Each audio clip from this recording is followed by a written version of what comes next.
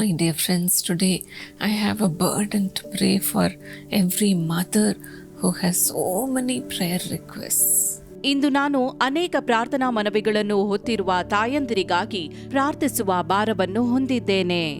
I know many mothers may be so exhausted after praying so much.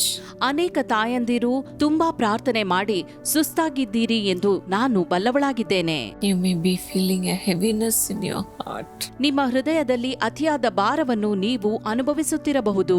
Or you may have a sleepless night. ನಿದ್ರೆಯೇ ಇಲ್ಲದ ರಾತ್ರಿಗಳನ್ನು ನೀವು ಕಳೆಯುತ್ತಿರಬಹುದು. Today the Lord will deliver you. ಇಂದು ದೇವರು ನಿಮ್ಮನ್ನು ಬಿಡಿಸಲಿದ್ದಾನೆ.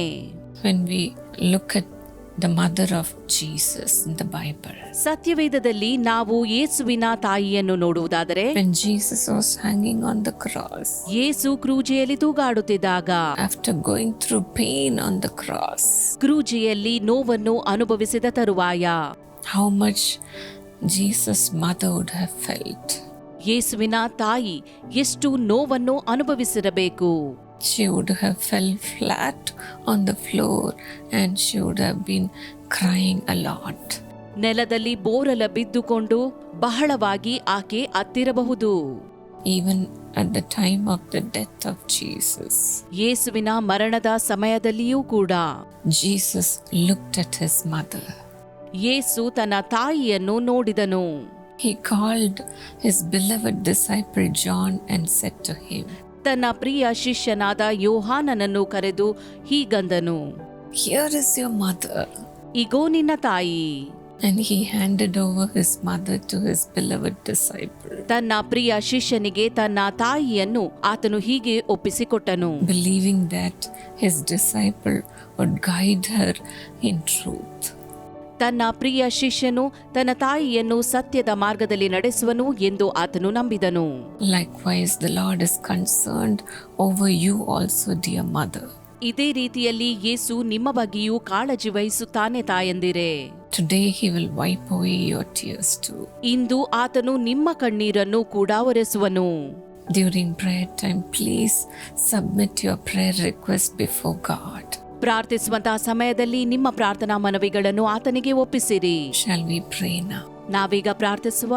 Loving Heavenly Father, ಪ್ರೀತಿಯುಳ್ಳ ಸ್ವರ್ಗೀಯ ತಂದೆಯೇ, look unto every mother, Lord. ಪ್ರತಿ ತಾಯಿಯನ್ನು ನೀನು ನೋಡು. You know everything they are going through. ಅವರು ಹಾದು ಹೋಗುತ್ತಿರುವ ಪ್ರತಿ ಪರಿಸ್ಥಿತಿಯು ನಿನಗೆ ತಿಳಿದಿದೆ ದೇವರೇ. Just like your mother, they may also be going through so much in their lives. ನಿನ್ನ ತಾಯಿಯಂತೆಯೇ ಅವರು ಕೂಡ ತಮ್ಮ ಜೀವಿತದಲ್ಲಿ ಬಹಳ ನೋವಿನಿಂದ ಹಾದು ಹೋಗುತ್ತಿರಬಹುದು. Unable to bear the pain. ನೋವನ್ನು ಸಹಿಸಿಕೊಳ್ಳಲಾಗದೇ ಇರಬಹುದು. Lord, touch them and heal their hearts, O God. ಕರ್ತನೆ, ಅವರ ಹೃದಯವನ್ನು ಮುಟ್ಟಿ ಗುಣಪಡಿಸು ದೇವರೇ. Perform a miracle regarding their children, Lord. ಅವರ ಮಕ್ಕಳ ಜೀವಿತದಲ್ಲಿ ಅದ್ಭುತವನ್ನು ಮಾಡು ಎಂಬುದಾಗಿ ಬೇಡುತ್ತೇನೆ. Their children may not have a child. ಅವರ ಮಕ್ಕಳಿಗೆ ಮಕ್ಕಳಾಗದೇ ಇದ್ದಿರಬಹುದು. Or they may not have got married. ಅಥವಾ ಅವರಿಗೆ ಮದುವೆಯಾಗದೇ ಇದ್ದಿರಬಹುದು. Or they may have a rebellious child. ದಂಗೆ ಏಳುವಂತಹ ಮಕ್ಕಳು ಅವರಿಗಿರಬಹುದು. Or the child may be sick. ಅಥವಾ ಮಗು ರೋಗದಲ್ಲಿರಬಹುದು. Touch every child. ಪ್ರತಿ ಮಗುವನ್ನು ಮುಟ್ಟು ದೇವರೇ. And heal every heart which is rebellious. ದಂಗೆ ಏಳುವ ಪ್ರತಿ ಹೃದಯವನ್ನು ಗುಣಪಡಿಸು ಎಂದು ಬೇಡುತ್ತೇನೆ. Heal every sickness which is in them, O God. ಅವರಲ್ಲಿರುವ ಪ್ರತಿ ರೋಗವನ್ನು ಗುಣಪಡಿಸು ದೇವರೇ. Let their child get married soon. ಬೇಗನೆ ಅವರ ಮಗ ಅಥವಾ ಮಗಳಿಗೆ ಮದುವೆಯಾಗಲಿ ಎಂದು ಬೇಡುತ್ತೇನೆ. Let their child have a beautiful child. ಅವರ ಮಗ ಅಥವಾ ಮಗಳಿಗೆ ಅಂದವಾದ ಮಗುವು ಜನಿಸಲಿ ಎಂದು ಬೇಡುತ್ತೇನೆ. Lord, grant their prayer request today, O God. ಅವರ ಪ್ರಾರ್ಥನಾ ಕೋರಿಕೆಯನ್ನು ಇಂದೇ ಈಡೇರಿಸು ದೇವರೇ. Let miracles happen. ಅದ್ಭುತವು ನಡೆಯಲಿ ಎಂದು ಬೇಡುತ್ತೇನೆ. Today, perform a miracle in their lives, O God. ಇಂದೇ ಅವರ ಜೀವಿತದಲ್ಲಿ ಅದ್ಭುತವನ್ನು ನಡೆಸು ದೇವರೇ. Turn everything upside down. ಎಲ್ಲವನ್ನು ಮೇಲೆ ಕೆಳಗೆ ಮಾಡು. Let them have joy in the family, ಅವರ ಕುಟುಂಬದಲ್ಲಿ ಸಂತೋಷವಿರಲಿ, joy in their workplace. ಕೆಲಸದ ಸ್ಥಳದಲ್ಲಿ ಸಂತೋಷವಿರಲಿ. Thank you for giving a miracle to everyone who is watching. ವೀಕ್ಷಿಸುತ್ತಿರುವ ಪ್ರತಿಯೊಬ್ಬರ ಜೀವಿತದಲ್ಲಿ ಅದ್ಭುತವನ್ನು ಮಾಡುವುದಕ್ಕಾಗಿ ಸ್ತೋತ್ರ.